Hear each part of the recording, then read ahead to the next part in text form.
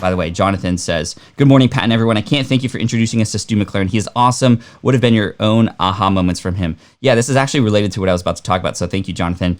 My biggest aha moment with Stu McLaren was the fact that he is a great storyteller, specifically injecting stories from his audience into his messaging. I interviewed him on my podcast about building membership websites. That's what Stu McLaren is known for. And literally every question I asked him, he was like, oh, well, that's like Sue from Kentucky. Oh, that's like Joanna from so-and-so. And it just made everything seem more real and tangible. And it was awesome. And I just couldn't believe how great of a storyteller he was related to his audience.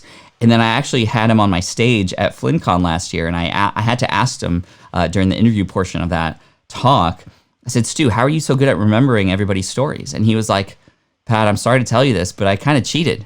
And I was like, what? Did you like make up fake stories? He's like, no, all these stories are true, but I have them all on a spreadsheet behind my computer. So when you were just interviewing me, I just kind of look at my spreadsheet and they're all categorized based on objection. And I was like, so you're telling me you just kind of look to find a story on your spreadsheet and then you just tell the story? And he's like, yeah. And I was like, wow, that's genius. And I feel cheated, but that's genius. And it just showed me how powerful showcasing the stories of your target audience can be. And so I have been working really hard to keep track of success stories now so that I can bring them back.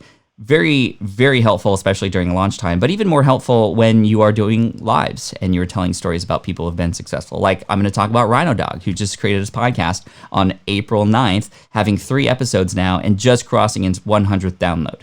Right? Like for those of you who are coming in late, you might be like, wow, how did you know that? Well, Rhino Dog just shared that earlier in the chat today. But super cool. And I think that that's something that we could all do a better job of. This is the income stream to help you achieve your dream. All while we keep it clean. This is the income stream.